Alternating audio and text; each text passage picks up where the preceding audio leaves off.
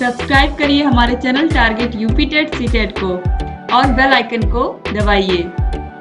Hello friends, मैं रेनू स्वागत करती हूँ आप सभी भावी अध्यापक एवं अध्यापिकाओं का आपके अपने channel target UP TET CTET में। दोस्तों, आज की इस वीडियो में हम आपके डीएलएड 4th सेमेस्टर के साइंस सब्जेक्ट के चैप्टर नंबर 5 को पढ़ने वाले हैं। चैप्टर नंबर 4 तक हम लोगों ने पढ़ लिया है और साथ ही साथ हर चैप्टर में हमने क्वेश्चंस भी सॉल्व किए हैं। और अगर आपको उससे अधिक क्वेश्चन सॉल्व करने हैं जितने क्वेश्चंस मैंने करवाए हैं सारे चैप्टर्स में, तो आपको हमारे app target UP TET CTET app को डाउनलोड करना होगा अपने मोबाइल फोन में। और आपको उस ऐप को डाउनलोड करने की जो लिंक है, यानी कि ऐप को डाउनलोड करने के लिए जो लिंक है उसको हमने डिस्क्रिप्शन बॉक्स में शेयर किया हुआ है। आप उस लिंक पर क्लिक करके ऐप को डाउनलोड कर सकते हैं और सभी विषयों के टेस्ट दे सकते हैं और सभी विषयों की पीडीएफ भी प्राप्त कर सकते हैं।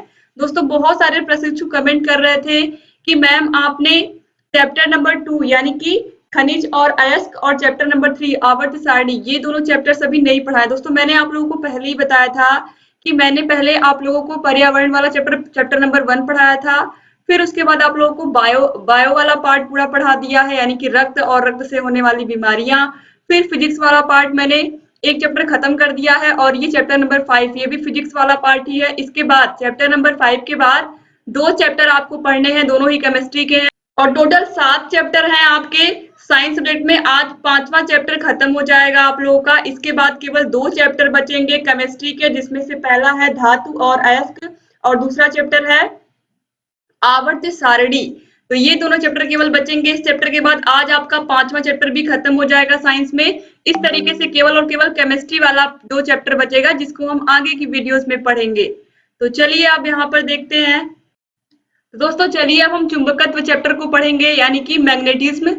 चुंबक को क्या कहते हैं इंग्लिश में? हम मैग्नेट कहते हैं, आप लोगों को पता है। और चुंबक क्या करता है? लोहे को अपनी तरफ आकर्षित करता है और भी बहुत सारी धातुओं को अपनी तरफ आकर्षित करता है। और चुंबक का उपयोग किस किस जगह पर होता है, चुंबक कितने प्रकार का होता है और चुंबक के कौन कौन से गुण होते हैं, यही सब एग्जाम में पूछता है। ये चैप्टर बहुत ही छोटा है और बहुत ही अच्छे से आपको इसको मैं पढ़ाने वाली हूँ और बहुत ही आसानी से ये इसी वीडियो में खत्म भी हो जाएगा। तो चलिए अब हम इस चैप्टर को स्टार्ट करते हैं। दोस्तों, आप लोग बहुत ही आसानी से साइंस विषय को भी पढ़ के खत्म कर ले रहे हैं और जितने भी सब्जेक्ट हैं आपके सभी को हम टाइम से खत्म कर देंगे। बस आप लोग ऐसे ही सभी वीडियोस को देखते रहिए। अब चलिए हम मैग्नेट को पढ़ते हैं। देखिए, चुंबक किसे कहते हैं या मैग्नेट क्या होता है? हम सभी लोगों ने बचपन में चुंबक के साथ खेला है। हम सभी लोगों ने चुंबक से लोहे को आकर्षित होते हुए देखा है कि जहां पर भी अगर कहीं लोहा है तो हम क्या करते हैं, अगर हमारे पास चुंबक है तो उसको हम क्या करते हैं, उस लोहे को अपनी तरफ आकर्षित कर सकते हैं उस चुंबक से, या उस चुंबक को उस लोहे में चिपका सकते हैं। और इस तरीके से हम ये देख भी चुके हैं कि चुंबक क्या करता है, लोहे से बनी चीजों को अपनी तरफ आकर्षित करता है। और अब तो बहुत सारी चीजों में चुंबक आप और हम हर दिन देखते हैं, अपनी डेली लाइफ में देखते हैं। जैसे कि फ्रिज में चुंबक लगा होता है, इसीलिए आसानी से उसका दरवाजा अपने आप देखते हो बंद हो जाता है। इसके अलावा जो चाबियां होती हैं, चाबियों के छल्ले होते हैं, चाहे वो गाड़ियों की चाबियां हो या घर की चाबियां हो, उनमें भी आप देखते हो कि मैग्नेट होता है जिससे वह क्या करता है, उन चाबियों को पकड़ लेता है, अपनी तरफ आकर्षित कर लेता है। तो इस तरीके से हम लोगों ने बचपन में एक पेज के ऊपर चुंबक रख के उसके नीचे एक पेज के ऊपर लोहे की कील या लोहे का कुछ टुकड़ा रख करके नीचे से हम क्या करते थे, उसे उस चुंबक की सतह से आगे पीछे करते थे। तो ये सब चीजें हम लोगों ने अपने बचपन में की है और ये जो चैप्टर है ये आसानी से अभी हम पढ़ भी लेंगे, आपको पता भी नहीं चलेगा कब इसको आपने पढ़ के खत्म कर लिया, क्योंकि इस चैप्टर में बहुत सारी चीजें हैं जो आपको ऑलरेडी पहले से पता है। देखिए, वह पदार्थ जो लोहे या लोहे से बनी चीजों को अपनी ओर आकर्षित करता है उसे चुंबक कहते हैं। तो लोहे से बनी चीजों को या लोहे को अपनी तरफ आकर्षित करने वाले पदार्थ को हम क्या कहते हैं, चुंबक कहते हैं। ऐसे पदार्थ जिन पर चुंबकीय प्रभाव का मान प्रबल होता है चुंबकीय पदार्थ कहलाते हैं। इस प्रकार के चुंबकीय पदार्थ चुंबक की ओर आकर्षित होते हैं। पदार्थों के इसी गुण को हम क्या कहते हैं, चुंबकत्व कहते हैं। यानी कि अगर कोई पदार्थ चुंबक की तरफ आकर्षित होता है तो उसके इस गुण को, चुंबक की तरफ आकर्षित होने के इस गुण को ही हम क्या कहते हैं, चुंबकत्व कहते हैं। अब देखिए इसके बाद चुंबक के गुण कितने होते हैं, प्रॉपर्टीज ऑफ मैग्नेट। 2017 में ये क्वेश्चन पूछा गया है, 18 में भी पूछा गया है 4th सेमेस्टर में। तो चुंबक के कौन कौन से गुण होते हैं? सबसे पहले तो आपको यही पता है, चुंबक लोहे से बनी चीजों को अपनी तरफ आकर्षित करता है और भी विभिन्न प्रकार कि धातुओं से बनी चीजों को भी आकर्षित करता है। और जो चुंबक होता है वह दो ध्रुवों में बटा होता है, नॉर्थ और साउथ। नॉर्थ और साउथ में बटा होता है। इसका आपको विशेष ध्यान रखना है। जो भी चुंबक होगा वो दो भागों में बटा होता है। कितना भी छोटे से छोटा चुंबक होगा, इतना बड़ा चुंबक है, आपने उसके 3 टुकड़े कर दिए, तभी भी वह नॉर्थ और साउथ में, नॉर्थ और साउथ में, नॉर्थ और साउथ में वो अपने आप बट जाएगा। तो इस तरीके से जो चुंबक होता है वो हमेशा दो ध्रुवों में, यानी कि चुंबक हमेशा नॉर्थ और साउथ में होता है, यानी कि नॉर्थ और साउथ दिशा में क्या करता है, वह अपने आप स्थिर हो जाता है। या फिर ये कहें कि अगर हमने चुंबक को स्वतंत्र छोड़ दिया है तो वह हमेशा उत्तर दक्षिण दिशा में ही झुकता है। और इसी के लिए जो कंपास सुई होती है, इसी की वजह से कंपास सुई का प्रयोग हम दिशा निर्धारित करने के लिए करते हैं। अगर हम किसी जंगल में या ऐसी जगह चले गए हैं जहां हमें दिशा नहीं पता चल रही है, दिशा का ज्ञान नहीं हो रहा हमें, तो अगर हमारे पास कंपास सुई है तो उसकी मदद से आसानी से हम दिशा का पता लगा सकते हैं कि हम कौन सी दिशा में आगे बढ़ रहे हैं। तो इस तरीके से जो चुंबक है वो हमारे जीवन में बहुत बहुत इंपॉर्टेंट रोल प्ले करता है। अब देखिए, चुंबक के समान ध्रुव एक दूसरे को प्रतिकर्षित करते हैं, जबकि असमान ध्रुव एक दूसरे को आकर्षित करते हैं। यानी कि ये ध्रुव है, ये यहाँ पर देखिए, ये उत्तरी ध्रुव, दक्षिणी ध्रुव, ये एक चुंबक है। मैंने अभी आपको बताया अगर एक स्वतंत्र चुंबक है तो उसमें दो ध्रुव जरूर होंगे, चाहे आप उसके कितने भी टुकड़े कर दीजिए, वो अपना दो ध्रुव बना लेंगे। तो इस तरीके से यहाँ पर कहा गया है कि ये जो नॉर्थ है, अब ये एक दूसरे को प्रतिकर्षित करते हैं। अगर आप इनके पास इस तरीके से लेकर के आएंगे, आप इस तरीके से अगर नॉर्थ को नॉर्थ के पास लेकर के आएंगे तो ये एक दूसरे को प्रतिकर्षित करेंगे।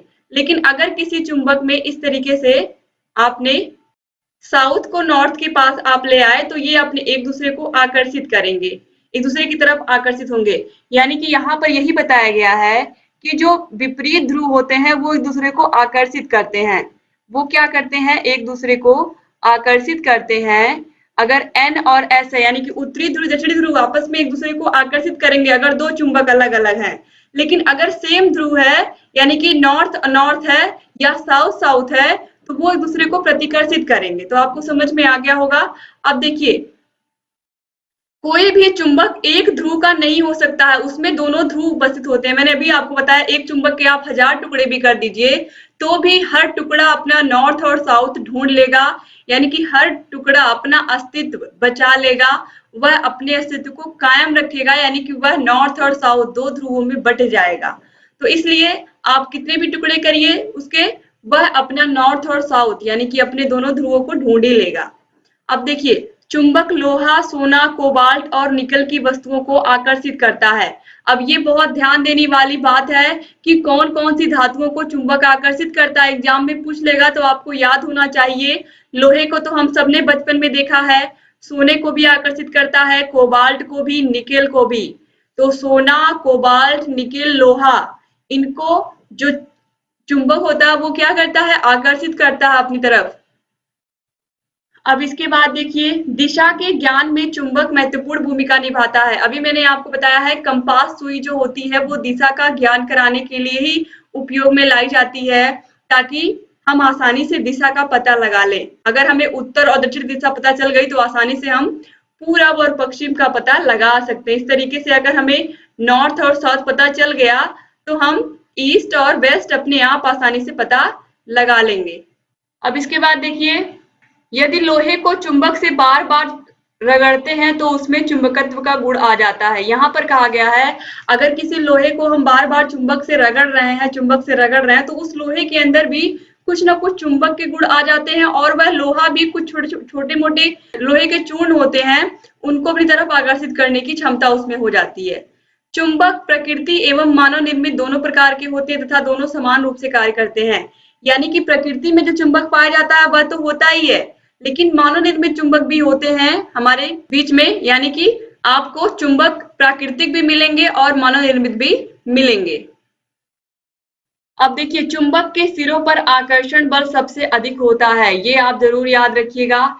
एक कागज लें, उस पर लोहे का बुरादा डालें, फिर चुंबक को उस लोहे के बुरादे के पास ले जाकर दोनों ओर घुमाएं। यहाँ पर कहा गया है इस तरीके से अगर आपके पास अभी अगर कोई टुकड़ा हो तो आप इसको करके देख सकते हैं।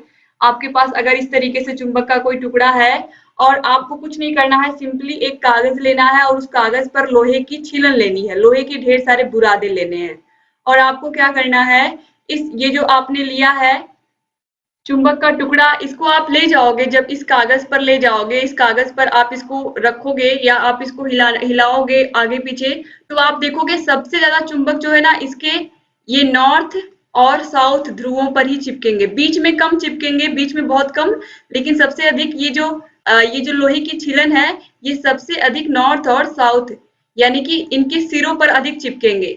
तो यहाँ पर यही बताया गया है कि इसको आप प्रयोग करके देख सकते हैं कि जो चुंबक के सिरे होते हैं, नॉर्थ और साउथ जो ध्रुव होते हैं या सिरे होते हैं, इन पर जो चुंबकत्व होता है वो सबसे अधिक होता है, या आकर्षण बल सबसे अधिक होता है। तो हम देखते हैं कि चुंबक के सिरों पर लोहे का बुरादा अधिक चिपकता है। इसका कारण यह है कि चुंबक के सिरों पर आकर्षण बल सबसे अधिक होता है। अगर एग्जाम में पूछेगा कि चुंबक में कहाँ आकर्षण बल सबसे अधिक होता है, तो चुंबक के दोनों सिरों पर। हमने यहाँ पर प्रयोग करके भी देख लिया। अब चुंबक के प्रकार, चुंबक कितने प्रकार के होते हैं? चुंबक दो प्रकार के होते हैं, अस्थायी चुंबक और अस्थायी चुंबक। अस्थायी चुंबक यानी कि परमानेंट मैग्नेट। दोस्तों जो अस्थायी चुंबक होता है ये वे चुंबक होते हैं जो अपने चुंबकीय गुणों को नहीं खोते हैं, उन्हें हम अस्थायी चुंबक कहते हैं। तो बड़ा छोटा सा इसका एक लाइन का परिभाषा है, अस्थायी चुंबक किसे कहते हैं? अस्थायी चुंबक वे चुंबक होते हैं जो अपने चुंबकीय गुणों को नहीं खोते हैं। कोई भी उनके साथ मतलब कोई भी व्यवहार हो, या उनको तेज आंच में तपाया जाए या बहुत ज्यादा कम टेम्परेचर में रखा जाए, गलनांक क्वथनांक, किसी भी सिचुएशन में ये जो अस्थायी चुंबक होते हैं ये अपने चुंबकीय गुणों को नहीं खोते हैं, तो इसीलिए इन्हें परमानेंट मैग्नेट कहा जाता है। अब अस्थायी चुंबक क्या होते हैं? वे चुंबक जो चुंबकीय गुणों को खो देते हैं उसे अस्थायी चुंबक कहते हैं, जैसे कि लोहा, निकेल, स्टील, कोबाल्ट। ये चुंबक तभी चुंबकीय क्षेत्र उत्पन्न करते हैं जब इनमें प्रयुक्त तारों से होकर विद्युत धारा प्रवाहित की जाती है। धारा के समाप्त होते ही इनका चुंबकीय क्षेत्र समाप्त हो जाता है, तो याद रखिएगा। अब इसके बाद हम आगे देखेंगे यहाँ पर विद्युत चुंबक। इसमें मृदु या नरम सॉफ्ट चुंबकीय पदार्थ का उपयोग किया जाता है। धारा प्रवाहित करने से चुंबकीय क्षेत्र उत्पन्न होता है, इसीलिए इन्हें विद्युत चुंबक भी कहते हैं। जैसे कि कंप्यूटर, टीवी, इलेक्ट्रिक मोटर आदि जगहों पर इसका उपयोग करते हैं। इस तरीके से आपने देखा होगा एक नली होती है, उस पर आप तांबे की तार लपेटी हुई देखते हो, तो इसमें क्या होता है, इसमें विद्युत चुंबक बनाए जाते हैं। और आप देखते हो कि जो कंप्यूटर होते हैं, टीवी, इलेक्ट्रिक सामान जितने भी होते हैं घरों में, उनमें विद्युत चुंबक लगे होते हैं। अब इसके बाद चुंबकीय क्षेत्र किसे कहते हैं? मैग्नेटिक फील्ड क्या होती है? किसी चुंबक के चारों ओर का वह क्षेत्र जिसमें दूसरा चुंबक आकर्षण अथवा प्रतिकर्षण बल का अनुभव करता है, उस चुंबक का चुंबकीय क्षेत्र कहलाता है। उस चुंबक का चुंबकीय क्षेत्र कहलाता है। चुंबकीय क्षेत्र की दिशा चुंबकीय सुई से निर्धारित की जाती है। चुंबकीय क्षेत्र का मात्रक गॉस होता है। किसी चुंबकीय क्षेत्र B में V वेग से गतिमान Q आवेश वाले कण पर लगने वाला जो बल होता है वो होता है F = QV × B, जहां पर B क्या है? चुंबकीय क्षेत्र है कैपिटल B, और ये V जो है वेग है और Q कोई आवेश है। इन सबके गुणनफल के बराबर होता है उस पर लगने वाला बल, यानी कि आवेश पर लगने वाला बल। उस चुंबकीय क्षेत्र कितना तेज है, इसके अलावा उस आवेश की गति कितनी है, इन सभी के गुणनफल के बराबर होता है उस चुंबकीय क्षेत्र पर लगने वाला बल। तो याद रखिएगा F = QVB, और चुंबकीय क्षेत्र का जो मात्रक होता है वो क्या होता है? गॉस होता है। यहाँ पर गॉस आप देख सकते हैं। इसके बाद चुंबकीय बल रेखाएं, एग्जाम में पूछा गया है चुंबकीय बल रेखाएं 2016 में।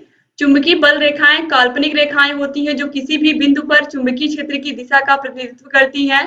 क्या करती हैं? ये चुंबकीय क्षेत्र की दिशा का प्रतिनिधित्व करती हैं, और इसका वर्णन माइकल फैराडे द्वारा किया गया था। चुंबकीय बल रेखाएं बंद और सतत वक्र बनाती हैं। इस तरीके से अभी आपने देखा भी था, यहाँ पर ये जो चुंबक होता है इस तरीके से ही, ये इस तरीके से धारा प्रवाहित होती है चुंबक में। तो यहाँ पर आप देखिए जो चुंबकीय बल रेखाएं होती हैं ये बंद और सतत वक्र बनाती हैं। ध्रुवों पर बल रेखाएं प्रबल होती हैं, ऑलरेडी आपको मैंने बताया भी कि ध्रुवों पर क्या होती हैं, प्रबल होती हैं। इस तरीके से यन और एस सिरों पर अधिक होता है जो चुंबकीय क्षेत्र होता है, और चुंबकीय बल रेखाएं भी प्रबल होती हैं। चुंबकीय बल रेखाओं की दिशा उत्तर से दक्षिण दिशा की ओर होती है। अब देखिए, चुंबकीय बल रेखाएं कभी एक दूसरे को नहीं काटती हैं, कभी नहीं प्रतिच्छेदित करती हैं, याद रखिएगा। अब चुंबकीय पदार्थ, चुंबकीय प्रवृत्ति के आधार पर 3 प्रकार के होते हैं चुंबकीय पदार्थ। सबसे पहले लौह चुंबकीय पदार्थ, फिर अनुचुंबकीय पदार्थ और प्रतिचुंबकीय पदार्थ। इन तीनों को आप बिल्कुल दिमाग में अपने बिठा लीजिए, इससे एग्जाम में क्वेश्चन आता है।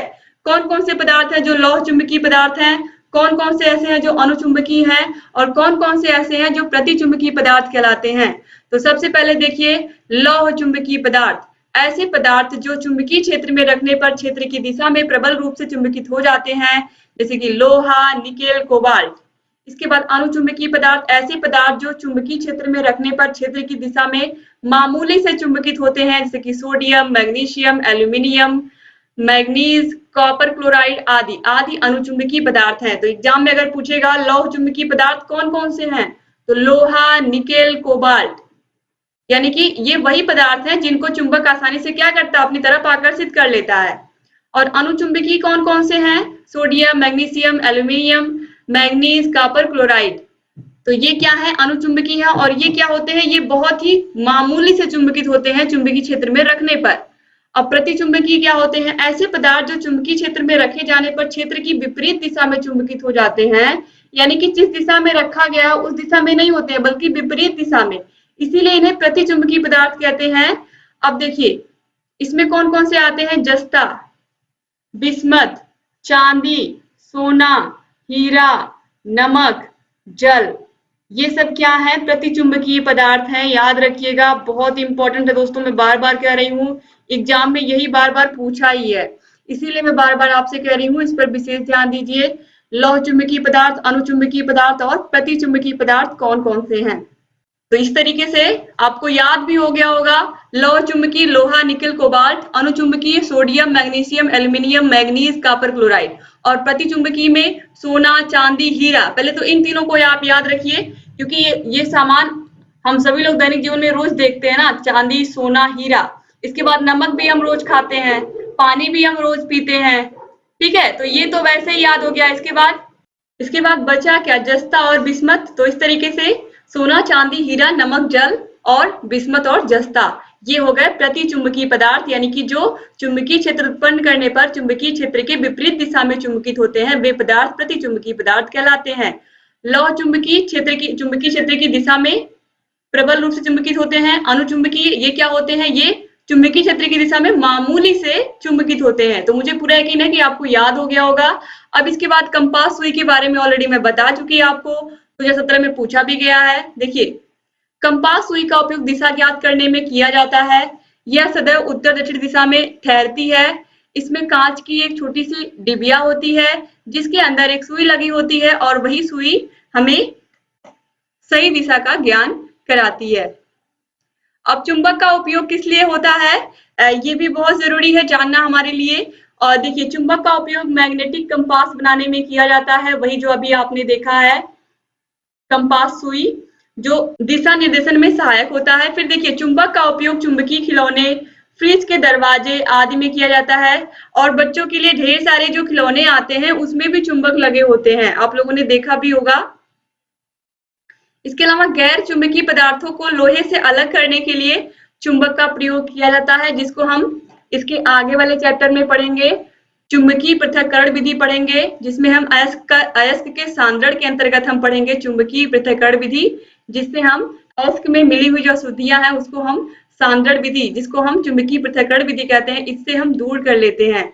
तो इसको हम अगले चैप्टर में ही पढ़ने वाले हैं, क्योंकि ये चैप्टर अब खत्म होने जा रहा है। इसके बाद देखिए, विद्युत चुंबक का उपयोग जनरेटर, मोटर्स, लाउड स्पीकर में भी आपने देखा होगा चुंबक लगा रहता है, बड़ा सा गोल सा। फिर है टेलीफोन, टीवी, पंखों में, मिक्सर, बिजली की घंटी आदि में सब जगह चुंबक का उपयोग होता है। हमारे घरों में ही आप देखिए, टीवी में, पंखे में, मिक्सर में, टेलीफोन में, लाउड स्पीकर में, हर जगह हमें चुंबक मिलेगा। तो आप समझ सकते हैं कि चुंबक का हमारे दैनिक जीवन में कितना अधिक उपयोग है। अब दोस्तों कुछ बहुत इंपॉर्टेंट क्वेश्चंस हैं जिनको हम पढ़ेंगे और उसके बाद ये चैप्टर आपका खत्म हो जाएगा। फिर आपको मैंने बताया कि आपका 5 चैप्टर खत्म हो गया। अब केवल आपके कितने बचे हैं, कितने चैप्टर, 2 चैप्टर। और कौन कौन से चैप्टर बचे हुए हैं? खनिज और अयस्क यानी कि चैप्टर नंबर 6 खनिज और अयस्क, और इसके बाद लास्ट चैप्टर, चैप्टर नंबर 7 आवर्त सारणी, जिसमें हम मेंडलीव की आवर्त सारणी के बारे में पढ़ेंगे, आधुनिक आवर्त सारणी के बारे में पढ़ेंगे। और इस तरीके से आपका केमिस्ट्री वाला पार्ट यानी कि रसायन विज्ञान वाला पार्ट कल से स्टार्ट करेंगे हम, और 2 चैप्टर उसके भी पढ़ा के खत्म कर देंगे। इस तरीके से आपका पूरा 7 चैप्टर जो साइंस में है, आपके 4 सेमेस्टर में 7 के 7 चैप्टर खत्म हो जाएंगे और पूरा सिलेबस आपका साइंस का भी कंप्लीट हो जाएगा। तो चलिए अब इसमें जो इम्पोर्टेंट क्वेश्चंस हैं उसको हम देख लेते हैं। और दोस्तों अब आपको ये समझ में आ गया होगा कि सारे चैप्टर्स आप लोग पढ़ रहे हैं बराबर से, साइंस विषय में कोई चैप्टर आपका छूट नहीं रहा है, क्योंकि बहुत सारे प्रशिक्षु कंफ्यूज हो गए थे, इसीलिए मैंने यहाँ पर क्लेरिफाई कर दिया है। अब चलिए देखते हैं क्वेश्चन नंबर 1। यहाँ पर चुंबकीय पदार्थ इसमें से कौन सा है? लोहा, रबड़, तांबा या पीतल? इसमें से कौन सा चुंबकीय पदार्थ है? चुंबक किसको अपनी तरफ आकर्षित कर लेगा? इसका आंसर तो आप सभी लोगों को पता ही होगा और आप सभी लोग दे भी रहे हैं राइट आंसर। तो राइट आंसर क्या है? ऑप्शन ए लोहा। इसके बाद देखिए चुंबकीय प्रभाव आर पार नहीं निकल सकता है, किसके? लोहे की चादर से, कागज से, लकड़ी के तख्ते से या उपयुक्त सभी से। तो किसमें से चुंबकीय पदार्थ आर पार नहीं निकल सकता है? चुंबकीय पदार्थ दोस्तों आर पार नहीं, चुंबकीय जो चुंबकीय प्रभाव होता है वो किसके आर पार नहीं निकल सकता है? लकड़ी के तख्ते से, क्योंकि जो लकड़ी होता है ये चुंबक को आकर्षित करते हुए कभी आपने देखा है? यहाँ लकड़ी का कोई तख्त है, इसके ऊपर आपने चुंबक रखा है और उसके नीचे आपने लोहा रखा है, ये चुंबक कभी इस लोहे को आकर्षित कर पाएगा? कभी नहीं, क्योंकि बीच में ये लकड़ी का तख्त है। तो इसीलिए इससे कभी भी चुंबकीय पदार्थ आर पार या चुंबकीय प्रभाव आर पार नहीं पहुंच पाएगा लकड़ी के तख्ते से। बाकी कागज से तो आपको पता ही है, अगर एक कागज है इसके ऊपर आपने चुंबक रखा है, नीचे आपने लोहा रखा है, तो इस लोहे को चिपका लेगा बहुत आसानी से, और लोहे को तो ये चिपकाता ही है। तो राइट आंसर यहाँ पर क्या हो जाएगा? ऑप्शन सी, लकड़ी के तख्ते से आर पार नहीं निकल पाएगा। अब देखिए निम्नलिखित में से किसमें विद्युत चुंबक का उपयोग नहीं होता है? पंखे में, विद्युत घंटी में, टेलीफोन में, विद्युत हीटर में। अभी आपको मैंने बताया है कि घर में बहुत सारे सामान हैं जिसमें चुंबक का प्रयोग होता है, पंखे में, विद्युत की घंटी में, अभी आपने ऊपर देखा टेलीफोन में। तो किसमें नहीं होता है? हीटर में। जो घरों में हीटर लगे होते हैं, इलेक्ट्रिक हीटर, जिसमें खाना पकाते हैं या ठंडक में हम उनका उपयोग करते हैं, तो उसमें आपने देखा है कहीं वो तो पूरा दिखता है उसमें क्या क्या चीजें लगी हुई हैं। तो कहीं आपने देखा है उसमें चुंबक लगा हुआ? कहीं नहीं आपने देखा होगा। तो राइट आंसर क्या हो जाएगा? Option D. अब इसके बाद क्वेश्चन नंबर 4 है अणुचुंबकीय पदार्थ है। अणुचुंबकीय पदार्थ कौन से होते हैं? जो चुंबक की दिशा में बहुत थोड़े से आकर्षित होते हैं। तो निकिल, लोहा, कोबाल्ट या सोना, इसमें से कौन सा है जो अणुचुंबकीय पदार्थ है? सोना तो बिल्कुल नहीं है। सोना किसमें है? प्रतिचुंबकीय में है, अभी आप लोगों ने देखा है। और अणुचुंबकीय पदार्थ इसमें से कौन सा है? आप देखिए दोस्तों, यहाँ पर आप देखिए जो अणुचुंबकीय पदार्थ इसमें से पूछा है, तो यहाँ पर देखिए लोहा, निकिल, कोबाल्ट, ये तीनों ही क्या है? लौह चुंबकीय पदार्थ है। और जो सोना है ये प्रतिचुंबकीय पदार्थ है। ये क्या है? प्रतिचुंबकीय पदार्थ है। तो इस तरीके से इस क्वेश्चन में कहीं पर भी इसका आंसर दिया ही नहीं है, तो आपको कंफ्यूज नहीं होना है, इसमें से कोई आंसर नहीं सही दिया है। तो आपको याद रखना है कि ऑलरेडी अभी आपको मैंने पढ़ाया है निकिल, कोबाल्ट, लोहा, ये तीनों क्या है? लौह चुंबकीय है। और जो सोना है ये क्या है? प्रतिचुंबकीय है। और अणुचुंबकीय कौन कौन से हैं? ऑलरेडी आप लोगों को पता ही है, सोडियम है, एल्यूमिनियम है, मैग्नीज है, कॉपर क्लोराइड है, ये सब क्या है? अणुचुंबकीय पदार्थ हैं। अब इसके बाद देखिए विषुवत रेखा पर नमन कोण कितना होता है? तो ये जो विषुवत रेखा होती है, ये मान लीजिए पृथ्वी है हमारी, और पृथ्वी पर ये विषुवत रेखा होती है। तो विषुवत रेखा जो होती है ये इस तरीके से होती है, और इस पर जो नमन कोण पूछा है, तो जो नमन कोण होता है वो बिल्कुल 0 डिग्री होता है, 0 डिग्री होता है। तो ऑप्शन ए जो है ये बिल्कुल राइट आंसर हो जाएगा। इसके बाद आगे बढ़ेंगे दोस्तों। क्वेश्चन नंबर 6 है चुंबक का आकर्षण बल सबसे अधिक कहाँ होता है? चुंबक के मध्य बिंदु पर, चुंबक के दोनों सिरों पर, चुंबक के किसी एक सिरे पर, या चुंबक के सिरों से कुछ दूरी पर। तो चुंबक का आकर्षण बल सबसे अधिक होता है चुंबक के दोनों, कहाँ पर? आपको अच्छे से पता है चुंबक में सबसे अधिक आकर्षण बल कहाँ पर होता है एक चुंबक में? ये नॉर्थ और ये साउथ ध्रुव, कहाँ पर होता है? दोनों ध्रुवों पर। तो ऑप्शन बी जो है ये बिल्कुल सही जाएगा दोनों सिरों पर। तो इस तरीके से आप लोगों ने चैप्टर नंबर 5 को भी पढ़ के खत्म कर लिया, जिसका नाम था चुंबकत्व। और मुझे पूरा यकीन है कि आपको ये वीडियो पसंद आई होगी, आप लोग इसको अपने कॉलेज फ्रेंड्स को भी जरूर शेयर करेंगे। तो टोटल 5 चैप्टर आप लोगों ने कंप्लीट कर लिया। अब कल से आप लोग केमिस्ट्री वाला पार्ट पढ़ने के लिए स्टार्ट रहिएगा। 5 चैप्टर आपने खत्म कर लिया। रसायन विज्ञान वाला पार्ट यानी कि आप लोगों का खनिज और अयस्क, इसके अलावा आवर्त सारणी, ये 2 चैप्टर आपके अब अगले वीडियो में हम पढ़ाएंगे। और मुझे पूरा यकीन है दोस्तों कि आपको ये वीडियो पसंद आई होगी। दोस्तों अगर अभी तक आपने चैनल को सब्सक्राइब नहीं किया है तो प्लीज सब्सक्राइब कर दीजिए। आपके सभी विषयों को हम पढ़ाएंगे और सही समय पर खत्म कर देंगे पढ़ा करके। और दोस्तों आपको सभी विषयों की लिंक डिस्क्रिप्शन बॉक्स और कमेंट बॉक्स में मिल जाएगी। फर्स्ट पेपर आपको पता है आरंभिक स्तर पर पठन लेखन एवं गणितीय क्षमता का विकास मैंने पूरा पढ़ा के खत्म कर दिया है। सेकेंड पेपर आपको पता है शैक्षिक प्रबंधन एवं प्रशासन पूरा पढ़ा लिखा के इसी तरीके से अपने हाथों से नोट्स बना के आपका पूरा खत्म कर दिया है। और ये साइंस भी 2 चैप्टर के बाद 2 चैप्टर पढ़ाने के बाद ये भी खत्म हो जा रहा है। और हिंदी और सामाजिक अध्ययन आपको प्रियंका मैम पढ़ा रही हैं टारगेट टीचर जॉब चैनल पर। आप प्रियंका मैम के चैनल को भी सब्सक्राइब कर लीजिए और वहां से भी दोनों सब्जेक्ट को पढ़िए। और आपका इंग्लिश और शांति शिक्षा की क्लास भी रेगुलर चलने वाली है, बस आपका साइंस कंप्लीट हो जाए, 2 चैप्टर और बचा है। और इस तरीके से आपके सारे विषय कंप्लीट हो जाएंगे। यहाँ आई बटन पर क्लिक करके आपको सभी वीडियोस की लिंक मिल जाएगी और आई बटन पर क्लिक करके आपको सभी विषयों की प्रियंका मैम के भी सभी विषयों की वीडियोस की लिंक आपको मिल जाएगी। यानी कि प्रियंका मैम के चैनल टारगेट टीचर जॉब के भी सभी विषय यानी कि हिंदी और सामाजिक अध्ययन की वीडियोस आपको सभी वीडियोस मिल जाएंगे। और दोस्तों अगर आपको सभी विषयों की पीडीएफ चाहिए हर एक विषय की, तो इसके लिए आपको target UP TET CTET app को डाउनलोड करना होगा। ऐप की लिंक आपको डिस्क्रिप्शन बॉक्स और कमेंट बॉक्स में मैंने दे रखी है, तो आप उसको जरूर डाउनलोड कर लीजिए। और आपको सभी विषयों के टेस्ट भी देने को मिलेगा, वहां पर सभी विषयों के पीडीएफ भी मिलेंगे और सभी विषयों के वीडियोस भी मिलेंगे। और वहां पर कोई ऐड नहीं आएगी वीडियोस में। तो मुझे पूरा यकीन है कि आप सभी लोग वीडियो को देखेंगे। वीडियो पसंद आया होगा तो लाइक करके जाइएगा और अपने अच्छे अच्छे प्यारे प्यारे कमेंट्स आप जरूर छोड़ के जाइएगा। मुझे पूरा यकीन है कि आपको ये वीडियो पसंद आई होगी। तो मिलते हैं नेक्स्ट वीडियो में, तब तक अपना ख्याल रखिएगा, अपनी फैमिली का भी ख्याल रखिएगा और हमारे चैनल से ऐसे ही बने रहिएगा। जय हिंद दोस्तों।